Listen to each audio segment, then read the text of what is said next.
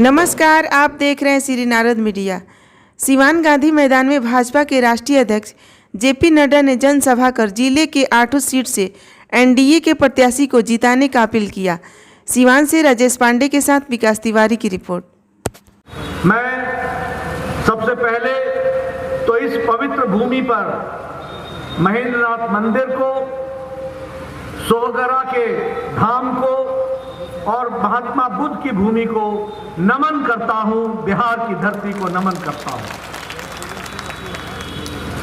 यह महावीर की भूमि, यह महात्मा गांधी की भूमि, ये महान स्वतंत्रता सेनानी और भारत के प्रथम राष्ट्रपति राजेंद्र प्रसाद जी की भूमि को भी मैं नमन करता हूं।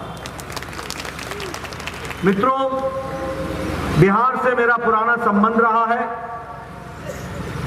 और चुनाव में मुझे यहां आने का सौभाग्य मिला, तो मैं सोच रहा था कि कुछ बातें आपसे जरूर मैं करना चाहूंगा। 2-3 बातें मैंने बिहार के चुनाव में पिछले 15 साल में अंतर देखा है। 15 साल पहले जब चुनाव आते थे तो चर्चा होती थी, ए हो कैंडिडेट के जात बा, इसकी जाति क्या है, अगड़ा कि पिछड़ा, गंगा के ऊ पार कि ई पार, गांव के उस पार या ई पार, उत्तर के बाद कि दक्षिण के बाद। यानी चुनाव में मुद्दा होता था कि व्यक्ति की जाति क्या है, व्यक्ति अगड़ा है, पिछड़ा है, इस पार का है, उस पार का है, अपना है, पराया है। लेकिन पिछले 15 साल में और विशेष करके 2014 के बाद प्रधानमंत्री मोदी जी ने भारत की राजनीति की संस्कृति बदल डाली और अब किसी को भी वोट लेने के लिए आना पड़ता है तो वो अपना रिपोर्ट कार्ड ले करके आता है कि उसने जनता के लिए क्या किया, तभी वह जनता के बीच में खड़ा हो पाता है। अब देखिए ना, आजकल लुभावने नारे लेकर के आते हैं कि हम नौकरी देंगे।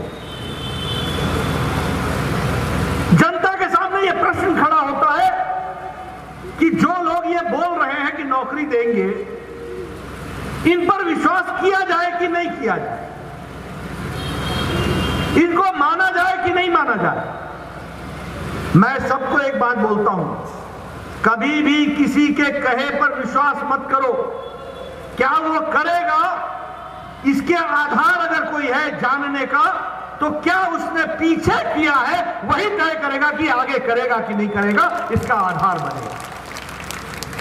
और जब मैं पीछे याद करता हूं तो मुझे ध्यान में आता है कि ये वही पार्टी है ना, तेल पिलैयन डंडा भांगियन, ये वही पार्टी है ना, तेल पिलाओ डंडा भांजो रैली। क्या मतलब था? यानी बिहार की जनता पर डंडा भांजो? भूल गए? मित्रों, हाथी के दांत दिखाने के और होते हैं, खाने के और होते हैं। ये लोग दिखाते कुछ और है, करते कुछ और है। ये भारतीय जनता पार्टी में सुन रहा था, रविंद्र कुशवाहा जी खड़े हुए, उन्होंने बताया कि किस तरीके से नीतीश ने विकास किया है। हमारे मंगल पांडे जी खड़े हुए, उन्होंने बताया किस तरीके से विकास किया है। प्रेम कुमार जी ने बताया कि किस तरीके से विकास हुआ है। हमारे प्रत्याशी ने बताया कि किस तरीके से विकास हुआ है। ये छाती ठोक के विकास की बात इसलिए करते हैं कि क्यों इन्होंने करके दिखाया है और आगे भी करके दिखाएंगे, इस बात पर हमको विश्वास रखना चाहिए। मित्रों, मैं भी आया हूं आपके बीच में। 2015 में प्रधानमंत्री मोदी जी ने कहा था कि हम 1,25,00,000 करोड़ का पैकेज देंगे। बोला था कि नहीं बोला था? बोला था कि नहीं बोला था? मैं आज आपको बताने आया हूं कि मोदी जी ने 1,25,000 करोड़ नहीं, 1,25,000 करोड़ के ऊपर 40,000 करोड़ रुपए बिहार को ज्यादा दिए हैं विकास के लिए पिछले 5 साल में। इसको ध्यान में रखना चाहिए। लगभग 3,094 करोड़ रुपए किसानों के विकास के लिए दिया है। 1,000 करोड़ रुपए शिक्षा के लिए दिया है। 600 करोड़ रुपए मैंने बतौर स्वास्थ्य मंत्री बिहार को दिया है। और इस 600 करोड़ में आपके यहां बनने वाला मेडिकल कॉलेज के लिए 500 करोड़ अलग से है, वो इसमें नहीं जोड़ा है, अलग से दिया है, इसको भी ध्यान में रखना चाहिए। 1200 करोड़ रुपए मैंने all India institute of medical sciences Darbhanga को दिया है, वो भी अलग से दिया है। बिजली के लिए बोलो, पहले बिजली आती थी, 15 साल पहले बिजली रहती थी, अब 24 घंटा रहती है कि नहीं रहती है? रहती है कि नहीं रहती है? यह है विकास की कहानी। मोदी जी ने 18,000 गांव को 1,000 दिन में बिजली से युक्त कर दिया। 1,000 गांव को याद रखना चाहिए। और बिजली पर खर्च किया 16,130 करोड़ रुपए, सड़क पर खर्च किया 13,320 करोड़ रुपए, हाईवे पर खर्च किया 54,000 करोड़ रुपए, रेलवे पर खर्च किया 8,710 करोड़ रुपए, एयरपोर्ट पर खर्च किया 2,700 करोड़ रुपए, डिजिटल बिहार पर खर्च किया 4,499 करोड़ रुपए। उसी तरीके से पेट्रोलियम पर खर्च किया 21,700 करोड़ रुपए और टूरिज्म पर खर्च किया 600 करोड़ रुपए।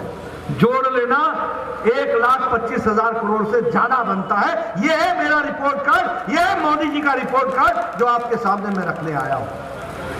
मित्रों, हम सबको मालूम है कोरोना का संक्रमण रहा। बताओ, अमेरिका लड़खड़ा गया कि नहीं लड़खड़ा गया कोरोना से? वहां विपत्ति आई कि नहीं आई? यूरोप के देश अपने आप को असहाय महसूस किया कि नहीं किया? लेकिन मोदी जी ने 1,30 करोड़ की जनता को, 130 करोड़ की जनता को कोरोना से सुरक्षित बचाया कि नहीं बचाया? बचाया कि नहीं बचाया? समय पर लॉकडाउन लगाया। जब लॉकडाउन लगाया तो उस समय एक ही टेस्टिंग लैब था पुणे में। आज 1,650 टेस्टिंग लैब है। उस दिन प्रतिदिन कोरोना का टेस्ट 1,500 प्रतिदिन होता था, आज 15 लाख प्रतिदिन टेस्ट हो रहा है। यह हमको ध्यान में रखना चाहिए। इस तरीके से देश को आगे बढ़ाया है। पीपीई किट नहीं बनाते थे हम बाहर से मंगवाते थे, पर्सनल प्रोटेक्शन इक्विपमेंट। आज 4.5 लाख पर्सनल प्रोटेक्शन इक्विपमेंट प्रतिदिन भारत बना रहा है और भारत अब विदेश में भी भेज रहा है। इसको हमको समझना चाहिए। यही नहीं, इसके साथ साथ लगभग 3 लाख वेंटिलेटर भारत ने बनाए, 1,650 हमारे कोविड के अस्पताल बनाए और 4-4.5 लाख बेड कोविड के हम लोगों ने तैयार किए। ये मोदी जी ने 3 महीने में करके 130 करोड़ की जनता को बचाने का काम किया। तो नरेंद्र मोदी ने किया। ये है हमारा रिपोर्ट कार्ड, ये हम आपको बताना चाहते हैं। क्या ये सच्चाई नहीं है कि हम लोगों ने इसी दौरान प्रधानमंत्री गरीब कल्याण पैकेज के तहत 80 करोड़ की जनता को 5 किलो चावल, 5 किलो गेहूं, 1 किलो दाल, 80 करोड़ की जनता को मार्च महीने से लेकर दिवाली तक देने का काम मोदी जी ने किया कि नहीं किया? किया कि नहीं किया? गांव में अनाज पहुंचा कि नहीं पहुंचा? 20 करोड़ बहनों को 500 रुपए प्रति माह 3 महीने दिया कि नहीं दिया? उनके गरीब चूल्हे के जलने का इंतजाम किया कि नहीं किया? उसी तरीके से दिव्यांग भाई, बुजुर्ग भाई, हमारे विधवा बहनें, इनको 1,000 रुपए 3 महीने तक देने का काम किया कि नहीं किया? 8 करोड़ की जनता को 3 महीने तक मुफ्त सिलेंडर दिया कि नहीं दिया? मित्रों, 1,75,000 करोड़ का पैकेज मोदी जी ने दिया। 20 लाख करोड़ रुपए का आत्मनिर्भर भारत का पैकेज बनाया है। मित्रों, जब मैं सीवान में आया हूं तो मैं आपसे कहना चाहता हूं, अब ये आत्मनिर्भर बिहार होगा, ये आत्मनिर्भर भारत होगा। और आत्मनिर्भर बिहार के लिए यह आवश्यक है कि हम बिहार में फार्मर्स प्रोड्यूसर्स ऑर्गेनाइजेशन बना के मोदी जी का जो 1 लाख करोड़ रुपए किसानों के लिए है उसके इस्तेमाल धरती पर करें और सीवान के किसानों के लिए वो नीचे धरती पर लगे। पैसा मोदी जी का होगा, सरकार का होगा, लगाया जाएगा आपके द्वारा। इस तरीके की व्यवस्था होगी, उसके लिए हमको काम करना है। इसी तरीके से मित्रों, अगर मैं पीछे बिहार की बात करूं तो आपके यहाँ जनधन में 4,72,00,000 खाते खुल के उसमें पैसे गए 500 रुपए। उज्ज्वला में 8 करोड़ के गैस का कनेक्शन आया। उजाला बल्ब के लिए 1,95,00,000 मुफ्त में बल्ब बांटे गए। स्वच्छ भारत में आपके यहाँ 1,20,00,000 इज्जत घर बनाया गया ताकि हमारी महिलाएं अपने घर में इज्जत से रह सके और इज्जत का जीवन व्यतीत कर सके। इस तरह की व्यवस्था की गई। मित्रों, योजनाएं बहुत थी जिसको हम लोगों ने एक के बाद एक काम पूरा किया है। मैं यहां आया हूं तो मैं आपसे क्या ये बात हम शेयर करेंगे कि नहीं करेंगे कि आप लोग चाहते थे कि राम जन्मभूमि पर मंदिर बने? चाहते थे कि नहीं चाहते थे? और कांग्रेस ने लटकाने, अटकाने और भटकाने का काम किया था कि नहीं किया था? कपिल सिब्बल ने रोका था कि नहीं रोका था? मोदी जी ने प्रधानमंत्री बनने के बाद दोबारा डे टू डे हियरिंग करा करके सर्वसम्मति से राम जन्मभूमि का फैसला कराया और भव्य राम मंदिर अब वहां बन रहा है। इसकी हमको ध्यान में रखना चाहिए।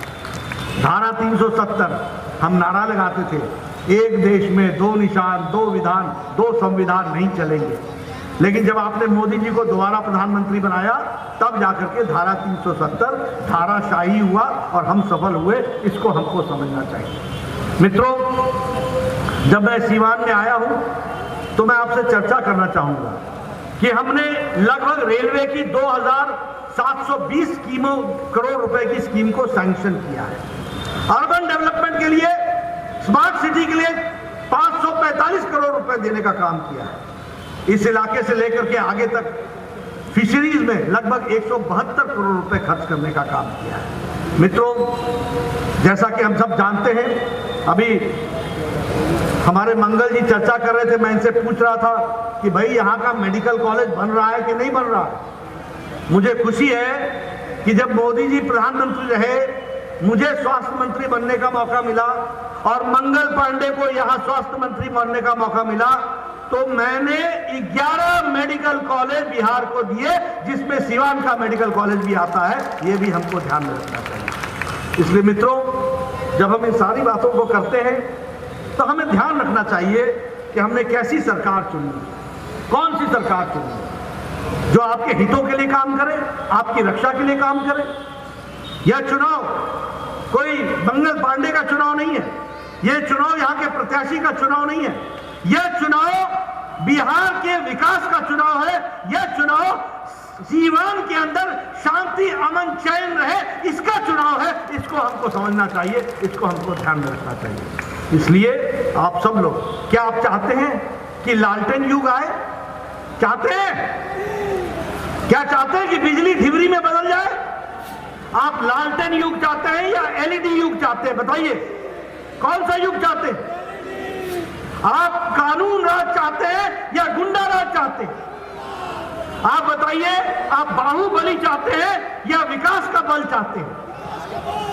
आप बताइए कि आप लूट की सरकार चाहते हैं या डीबीटी से सीधा सीधा आपके खाते में पैसा जाए, इसकी व्यवस्था चाहते हैं? मित्रों, अगर ये सब चाहते हैं तो रास्ता एक है, रास्ता है एनडीए। हमारा एनडीए के प्रत्याशी, बीजेपी का प्रत्याशी, जनता दल यूनाइटेड का प्रत्याशी, हम पार्टी का प्रत्याशी और वीआईपी पार्टी का प्रत्याशी, इनको चुनाव जिताना बिहार का विकास की कहानी लिखने के बराबर है। यह हमको समझना चाहिए। और इसीलिए, और कहने के लिए मैं नहीं कह रहा हूं, याद है ना, मैं बिहार का हूं, मुझे मालूम है 15 साल पहले यहां क्या होता था। शाम को 5 बजे के बाद बाजार में निकलने की हिम्मत होती थी? और क्या शहाबुद्दीन यहां दंदनाता था कि नहीं दंदनाता था? याद है 2 भाइयों को तेजाब में डाल दिया था? याद है तीसरे भाई जो गवाह था उसको मार दिया था? और याद है कि लालू के राज में वो घूमा करता था? जब नीतीश कुमार आए तो पहले बिहार के जेल में और बाद में तिहाड़ में पहुंचाने का काम किया, तो नीतीश बाबू के सुशासन ने किया। इसको ध्यान में रखना चाहिए। क्या चाहते हैं आप? फिर से वैसी सरकार चाहिए? तेल पिलावन, डंडा भाजन, वो वाली सरकार चाहिए? लालटेन वाली सरकार चाहिए? और सुन लो एक बात, आरजेडी के साथ मिल गया माले, मार्क्सिस्ट लेनिनिस्ट। ये तो अराजक पार्टी है ही है, वो विध्वंसकारी पार्टी जो विध्वंस को अपना रूप मानते हैं। इचरी कांड भूल गए इचरी कांड, पिपरा कांड भूल गए। किस तरीके से इन लोगों ने वहां पर उद्यम मचाया था, तांडव, मौत का तांडव नृत्य किया था, भूल गए। और कांग्रेस पार्टी और राहुल बाबू के बारे में क्या बोला? ये तो पाकिस्तान के वकील बन गए। अभी कल फहाद चौधरी पाकिस्तान का मंत्री बोलता है पुलवामा हमने किया, इमरान खान ने किया। ये उनका मंत्री पार्लियामेंट में जवाब दे रहा है। राहुल जी, आप जो बोला करते थे कि पाकिस्तान का कोई हाथ नहीं है, ये कौन है पाकिस्तान की बात ऐसी बरगलाने की है? आपको देश से माफी मांगनी चाहिए। आप पाकिस्तान के वकील बने, कोई धारा 370 हटाई गई तो आपने जो वक्तव्य दिया, इमरान खान ने उस दलील को लेकर के संयुक्त राष्ट्र में आपकी दलील को लेकर के अपना आर्ग्यूमेंट बनाया, अपनी दलील बनाई। आप भारत की बात बोलते हैं या पाकिस्तान की बात बोलते हैं? और ये लोग मिल गए आपस में, अराजक, विध्वंसकारी, और देश में देश की बात करने का नहीं, पाकिस्तान की डफली बजाने वाली कांग्रेस पार्टी हो गई। क्या ऐसे लोगों को वोट डालोगे? क्या इन लोगों को ये बिहार का विकास करेंगे? इन्होंने बिहार को पीछे धकेला था कि नहीं धकेला था? आप बताइए। मुझे याद है मंगल जी, मैं पिछले चुनाव में बेतिया में था, तो एक बेचारा गरीब नौजवान साइकिल पर नीतीश कुमार का भाषण सुनने आया था। और आप जानते हैं कि मैं मंच पर कम बैठता हूं, मैं जनता के बीच में रहता हूं, तो मैं चला गया जनता के बीच में। वो बहुत खुश दिख रहा था। हम बोले बहुत खुश हो, क्या बात है? बोले नीतीश बाबू आए नरेंद्र। हमने कहा नीतीश बाबू आए हैं तो खुशी बहुत है, क्या बात है? बोला साइकिल लेके आया हूं। मैंने कहा तो इसमें कौन सी बड़ी बात है? बोलता 5 साल पहले लेके आते तो लौक लेता, गुंडा सब जो है उसको छीन लेता, हमसे छेक लेता। अब हम लेके आए हैं, इस साइकिल से वापस जाएंगे। एक गरीब आदमी ये बात बोल रहा था कि सुशासन का, यानी साइकिल, मोटरसाइकिल नहीं, साइकिल। 10 साल 15 साल पहले लोगों को यह भी विश्वास नहीं था कि शाम को अगर नीतीश बाबू का सवाल सुनेंगे तो घर वापस ठीक से पहुंचेंगे या नहीं पहुंचेंगे। और जब नीतीश बाबू मुख्यमंत्री बने तो कहा कि साइकिल से आए हुआ और साइकिल से वापस जाएंगे। अब कोई लौकेगा नहीं, कोई छेकेगा नहीं, कोई रोकेगा नहीं, साइकिल हमारे से रहेगी और साइकिल के साथ जाऊंगा। ये घटना जमीन की मैं आपको सुना रहा हूं। आप बताइए, आजकल बहनें, हमारी छोटी छोटी बहनें पोशाक पहन करके, स्कूल ड्रेस पहन करके साइकिल पर स्कूल जाती है कि नहीं जाती?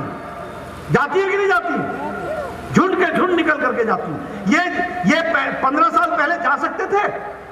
किसी ने इनको साइकिल देनी थी? किसी ने इनको पोशाक स्कूल की देनी थी? मित्रों, ये साइकिल नहीं है, ये पोशाक ही नहीं है, ये बिहार की बहनों का सम्मान है, ये इज्जत है जो मोदी जी और नीतीश कुमार जी ने दी है। इसलिए मैं आपसे निवेदन करने आया हूं, पहचानो। उजाले की इज्जत तब तक होती है जब तक तुमको अंधेरे का एहसास हो। अगर अंधेरे का एहसास नहीं होगा तो उजाला समझ में नहीं आएगा। विकास समझना हो, आज हाईवे बन रहे हैं कि नहीं बन रहे हैं? बताओ, हाईवे बन रहे हैं कि नहीं बन रहे हैं? सड़कें बन रही हैं कि नहीं बन रही हैं? मेडिकल कॉलेज का शिलान्यास हुआ है कि नहीं हुआ? आप सोचो, 15 साल पहले मेडिकल कॉलेज और सीवान सोच सकते थे क्या? कभी सोच सकते थे? इसलिए मैं एक ही बात कहूंगा, सीवान की जनता जागरूक है। आप बताओ, आज आपको आजादी मिली है कि नहीं मिली है? सीवान को खासकर पूछ रहा हूं। गुंडा राज से आपको आजादी मिली कि नहीं मिली? सुशासन मिला कि नहीं मिला? संभाल के रखना है कि नहीं रखना है? अगर संभाल के रखना है तो याद रखना, एनडीए के प्रत्याशियों को विजय हासिल कराना और नीतीश जी को फिर से मुख्यमंत्री बनाना, यह हमारी जिम्मेवारी है। आपने इसको पूरा करना, यह आपसे मैं निवेदन करने आया हूं। मित्रों, आप तो अपना वोट डालोगे ही, मैं तो आपकी तालियों की आवाज से समझ गया कि आप वोट डालने वाले हैं। लेकिन मैं आपसे निवेदन करने आया हूं, अपना भाई, अपना चाचा, अपना ताया, अपना फूफड़, अपना फूफा, दादा, बेटा, सबसे निवेदन करिए कि बीजेपी एनडीए के कैंडिडेट को जिताना, जदयू के कैंडिडेट को जिताना, हम पार्टी को जिताना, वीआईपी पार्टी को जिताना, ये हमारी जिम्मेवारी है अगर हम बिहार को आगे ले जाना चाहते हैं। और मुझे पूरा विश्वास है कि आप ज़रूर इसको करेंगे और इस यात्रा में हम सब लोग सहयोगी होकर के आगे बढ़ेंगे। और जब मैं सीवान की एक नई यात्रा को देखूंगा तो मैं ये कह सकता हूं कि मंच पर बैठे हुए नेताओं के हाथ में बिहार सुरक्षित जाएगा, आगे बढ़ेगा। नीतीश कुमार के नेतृत्व में बिहार एक नई अंगड़ाई लेगा, मोदी जी का आशीर्वाद रहेगा, नीतीश जी का सुशासन रहेगा, बिहार बढ़ता हुआ आगे बढ़ेगा। ये मैं आपको बताना चाहता हूं। आपने मेरी बात सुनी है, आपका बहुत बहुत धन्यवाद। जय भारत, जय बिहार।